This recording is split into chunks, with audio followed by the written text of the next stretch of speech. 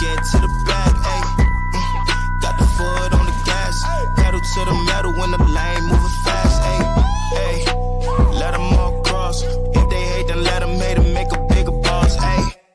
Hey guys, before we jump into the episode, I wanted to let you know it is brought to you by Revenova, the official TMS provider for the Freight Coach. You guys, I've been a broker for a long time, and the tools that are at your disposal with Revenova help you eliminate bouncing between systems, which improves your accuracy when you are managing multiple tasks throughout your workday. Plus, it's built into the Salesforce cloud, so your CRM is fully integrated with your TMS, eliminating yet another silo. In today's day and age, you are definitely concerned about the safety of your data. With Revenova, it's fully protected. They have cutting-edge security that keeps your information safe so you can focus on what matters most, and that's growing your business.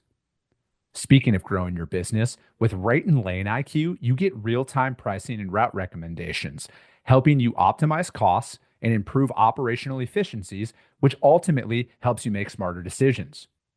If you are like me and have recurring shipments from non-EDI customers, they have intuitive cloning features that let you easily replicate previous shipments, saving both shipper and carrier rates with just a few taps. If you are ready to learn more, visit www.revenova.com to request a demo. Just do me a favor and let them know that the Freight Coach sent you. This episode is brought to you by SPI Logistics, the premier freight agent logistics firm in North America. For over 40 years, SPI has been diligently building the most successful freight agent network to provide first-class relationships for our shippers, receivers, and carrier partners. We are more than another transportation network. We are a dedicated team of professionals united by one singular purpose, and that is to expedite our agents' success. All of our agents are set up for success on day one, as they are provided with a full suite of support staff that is ready to assist them with everything from after-hours emergencies to financial and administrative needs on a no-fee basis. This way, you can focus on continuing to grow your business. There is no financial risk to start, and you have the ability to earn up to 75% in commissions. If you are looking to take control of your financial future and build your business with the backing of one of the most successful logistics firms in North America, visit www.spi3pl.com to learn more. Do me a favor and let them know that the Freight Coach sent you. What is up, ladies and gentlemen? We are back. We are live. It is the Freight Coach Podcast, the top podcast in transportation, coming to you guys every single weekday, 8:30 a.m. Pacific, 10:30 Central, to break down some industry headlines. But most importantly, you guys provide some actual insight into what you can do with all of this information.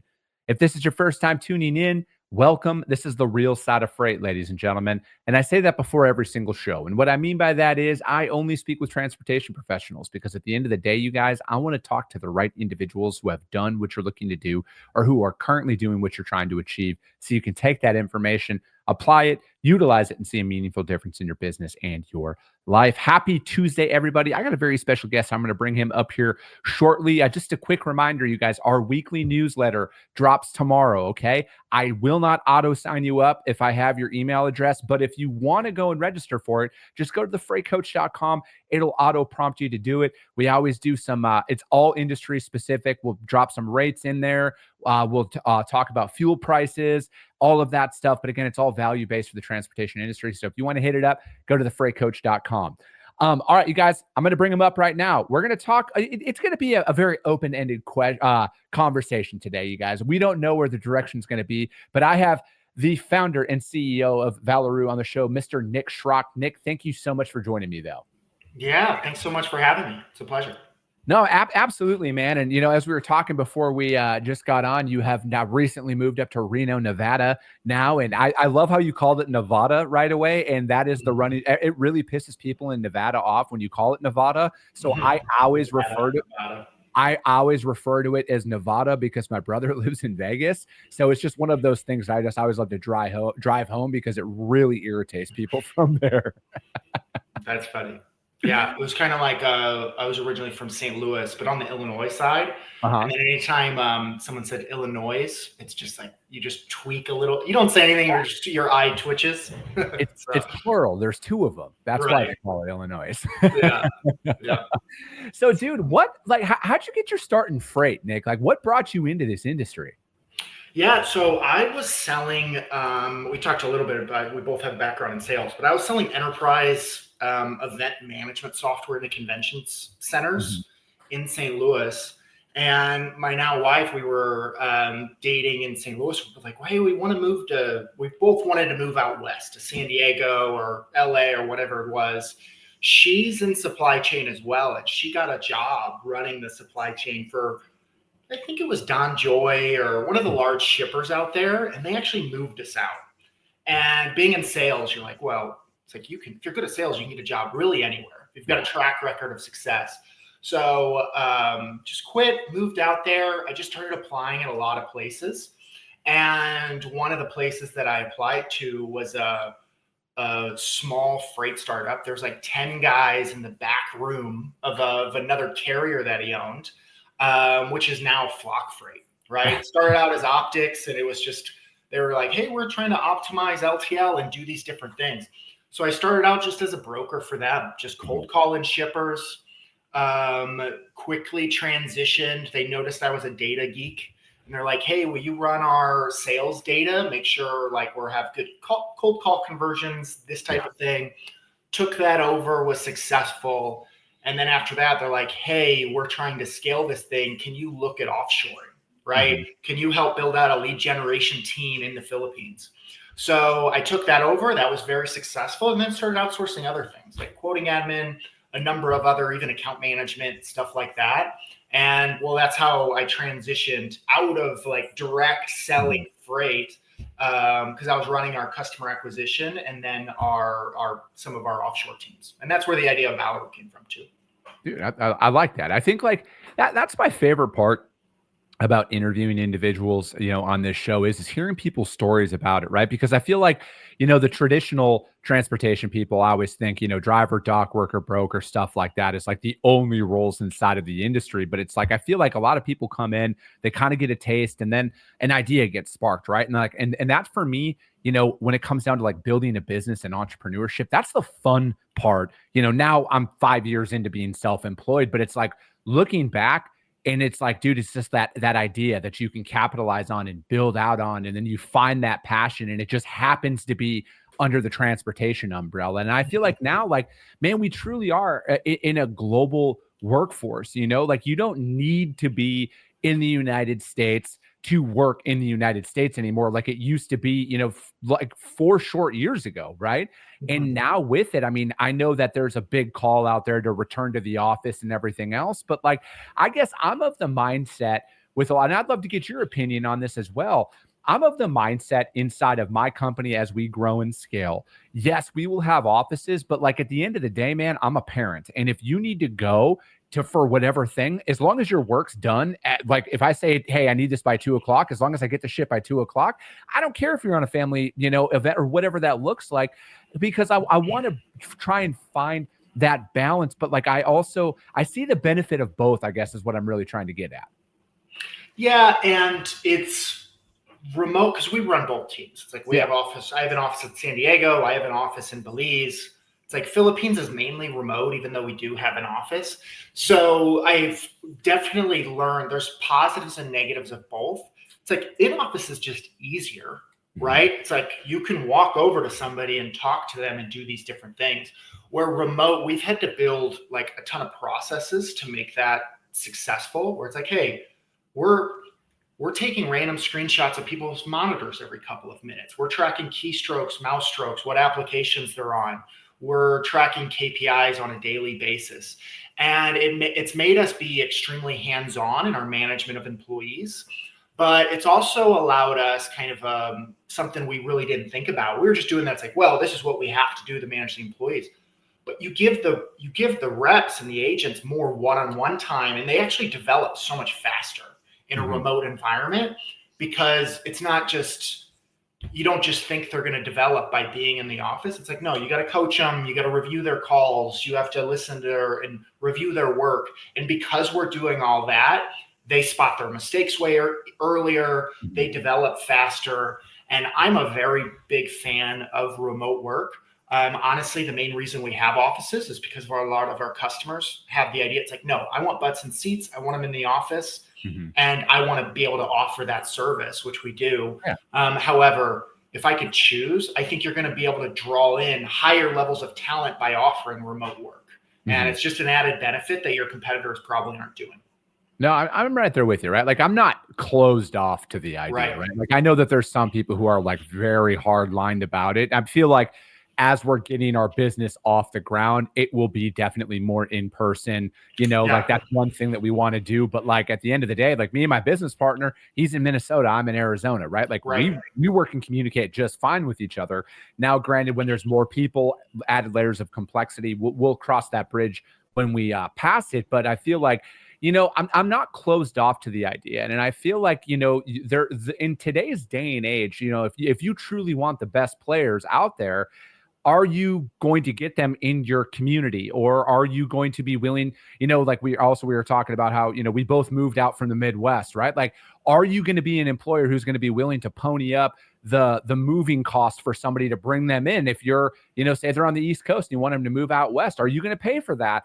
Like, how does that look? And I feel like, from my perspective, and then another thing too, man, moving takes time, getting settled takes time. Like if you really want to, expedite a lot of that onboarding, I feel like why not have them start remote and then, just do something like that. I don't know. I feel like you need to be more open to the way things are now. And you don't want to close a door on a potential rock star than by being kind of stuck in your ways. Right. And I look at it like this as well. And, and I want to kind of talk a little bit more about selling, because like I actually just commented on somebody's post about this, about the difference between a hunter and a farmer in the sales role, and how I had said that I think it's like less than 10% of sales reps are actual hunters. I think like there's way more farmers that are out there. And again, there's a time and a place for everything, but I feel like you're an account manager at that point. I feel like it's a completely different role because, Nick, I want to get your opinion on this. How much easier is it to grow a book of business that's already been onboarded and you're just managing it day to day, as opposed to building from $0 to that point? Yeah, I mean, there's a reason there's 1,000 books on 0 to 1. It's like it's just the first $100,000 of business is so much harder than going from 10 million to 20 million even. And it's just, and some of that's just knowing what you're doing in the experience, but it's really just even now, if we turned off all of our outbound, we'd still get customers for the next 6 to 8 months, because it's you're farming what you did, the activity you did over the last year or two. And hunting and farming is almost like, to me, they're one and the same. It's like, I think almost I blend this to sales and marketing. I was like, the best marketers are sales guys. It's like, because they think of it that way, where marketing, it's like, well, it's just views and click through. It's like, well, hold on. It's like, I don't need a bunch of views. It's like, I need actual conversations to be happening and things like that. Yeah. I look at it like this, man, where it's like, again, they're both very valuable parts of organizations, right? Like, I don't want to discredit it, but I feel like, I just know that and the amount of people that I've talked to in this industry that are business owners or leaders of organizations that are like, man, I just want somebody to go out there and pound the phones, pound the pavement, and bring on this business. And I'm like, okay, well, are they expected to do that and manage a book of business as well on top of it? Or are they expected just to bring on business? And I feel like, again, a business development rep and an account manager are two very separate things, because it's like, and I'm saying this from a point of somebody who's organically done this now.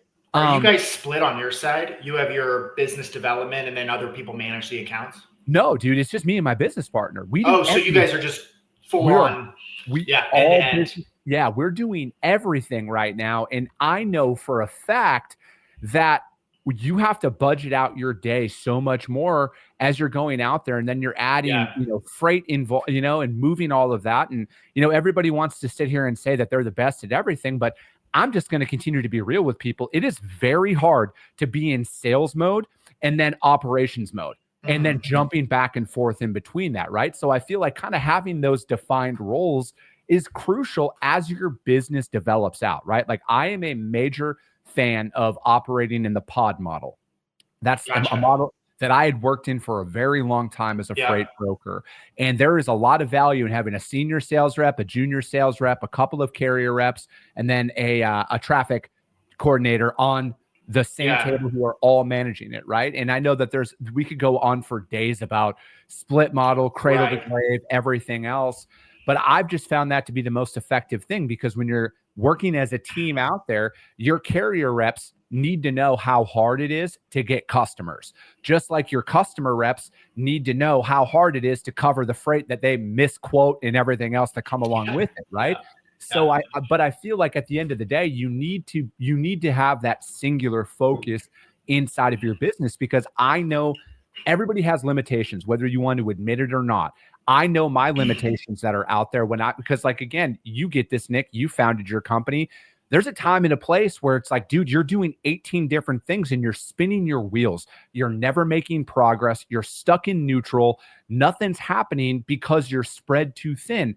And, a really good book on a lot of that is Buy Back Your Time by Dan Martell, and hiring, people out there. But everybody reaches those walls in productivity. And I feel like a lot of organizations pigeonhole themselves because their expectations of what their team should do are vastly different than what they're actually needing to do.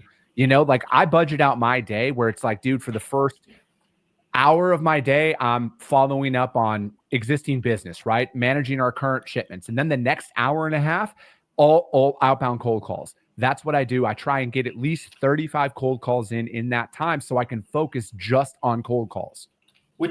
So with that, because I'd love to get a little tactical in the sales conversations are just it's nostalgic for me. It's one thing, the one department I could talk about all day.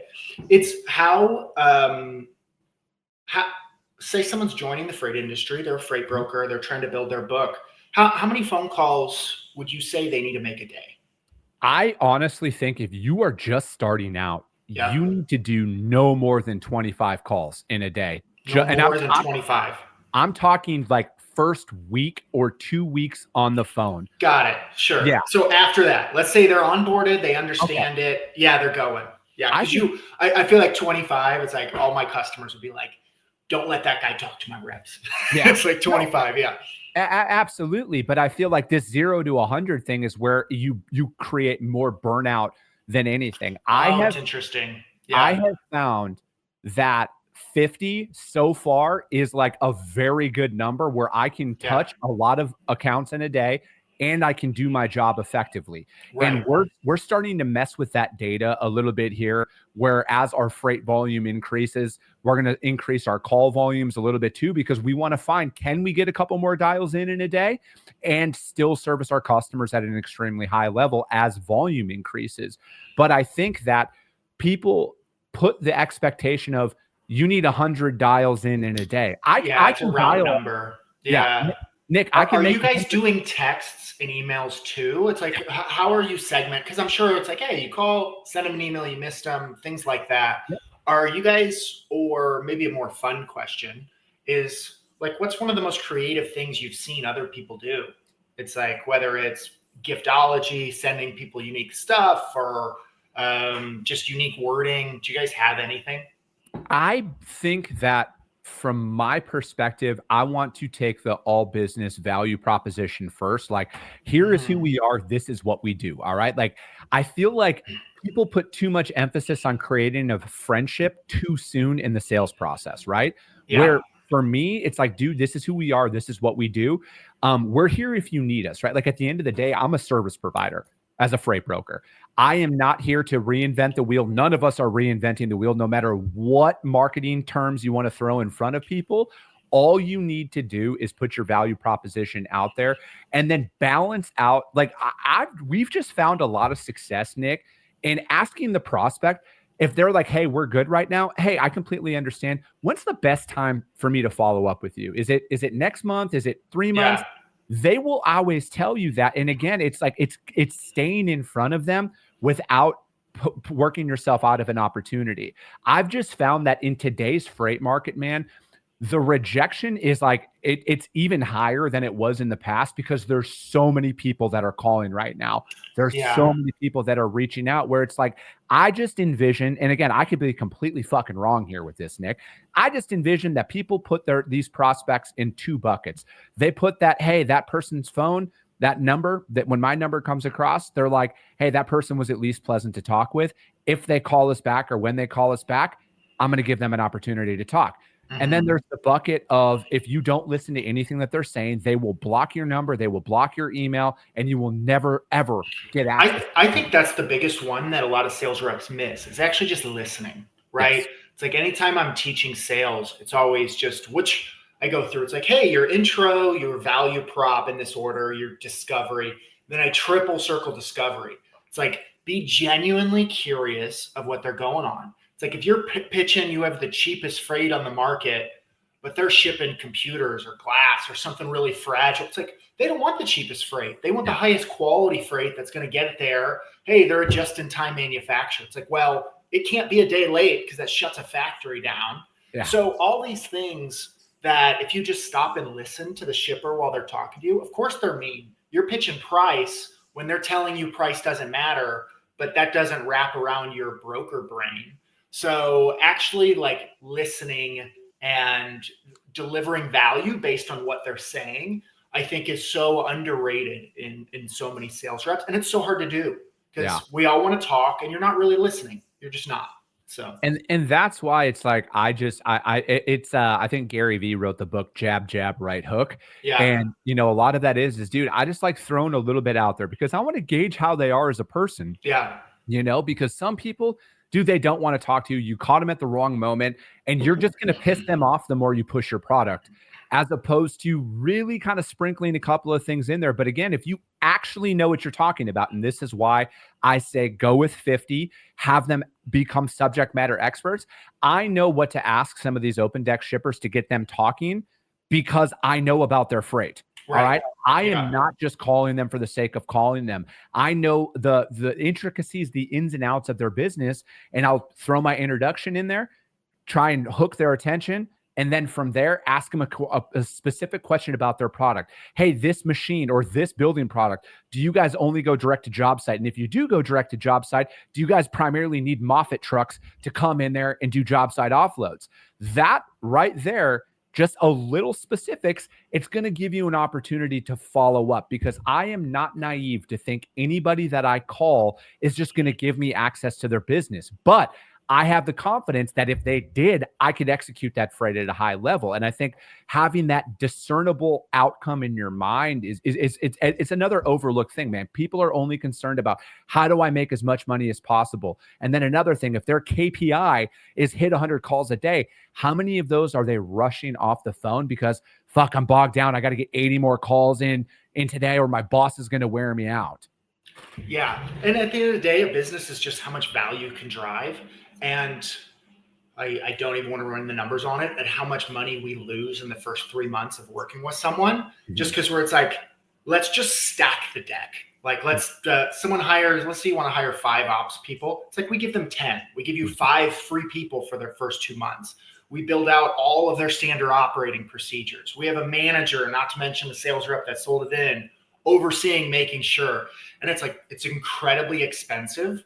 But if we drive so much value out of the gate, it just lets the relationship be so much longer. And if I plan on working with people for 5-10 years and this be a long-term thing, none of that early cost matters because it's just like, hey, let's drive a ton of value and go from there. Yeah. No, I'm right there with you. I want to answer this question. Robert Cowton said, if a brokerage has different people doing sales versus operations, those teams have to be dialed in. When a dispatcher is dealing with a lot of load issues plus new customer freight, what's priority? I look at it like this, Robert. And for me, it's like, what is the biggest fire? Attack that first and work your way down.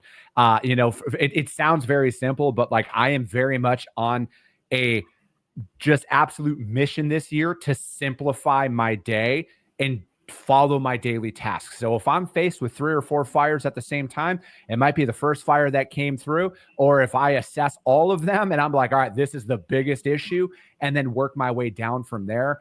That's just I guess the simplest and shortest way to answer that. But there is no perfect answer in that moment, man, because I'm not accounting for human emotion, and that is always one thing that really comes into play when it comes to dealing with a lot of that. Yeah, and we ran a ton of numbers on if a shipper had an issue within their first 3 shipments with us, the retention rate plummeted. Yep. Right? Because you hadn't built, like we said, you don't build any trust until you've moved from freight, you've proven you can take care of it.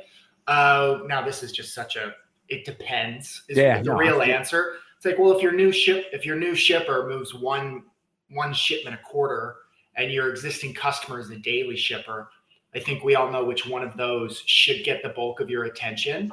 But if it's like, hey, you just onboarded one of the top 10 shippers in the US and you've got somebody else who's of the same nature, it's like, I'd probably tell you to focus on the new shipper, just because the likelihood of you churning them within the first month or so because you're having these issues, that's the only experience they have with you. And they're going to think that's just your business. Yeah. Where the customer you've had for a year, you've probably built trust over that year, and there might be a little more lenient with you. But again, it really depends. But the first few shipments are critical for brokerages. No, I feel like setting the tone is like if we're talking about after the customer's onboarded, setting the tone, like, and I try and tell people this all the time is like when you're going out there and you're cold calling, dude, selling is always going to be the easiest part of the equation because you're not actually fucking doing any work, right? Like you're not dealing with traffic. You're not dealing with a weather event. You're not dealing with the driver that was hung up at a previous delivery or hung up at your delivery now. Like there's no other ulterior things that are going on. So it's like when you're going out there and developing that book of business and you're going out there and making those cold calls, this is the easiest it ever is. Okay. So it's like maybe that will help you take the weight off of your shoulders as you're going out there and prospecting, right? Because like I might be one of the only people who openly admits this. Selling is hard. All right. Building a business is hard. It is extreme. At least for me, it is. I mean, maybe I wouldn't say you're the only one. I think it's the hardest part about business is getting customers. So. But like, I feel like, and that's why if we can simplify the process for a lot of people and put actual tangible goals in front of them, where it's like this, rip the Band-Aid off. Here, you better be making 150 calls, robo dialing. There's 80 phone numbers getting dialed at the same time. And dude, I just believe in the slow and steady approach to a lot of this. I believe in taking my time, calling the right customers and trying to qualify them, right? Like I've gamified it in my head where if a customer tells me we're X or we're Y and they'll never work with us, boom, remove them from my list. I'm not going to convince you to want to work with me. Screw that, man. I want to go after the next one. And when I gamified it like that, it removed so much, I was able to implement so much more clarity inside of my sales process because again, I don't do LTL. If you're LTL, boom, perfect.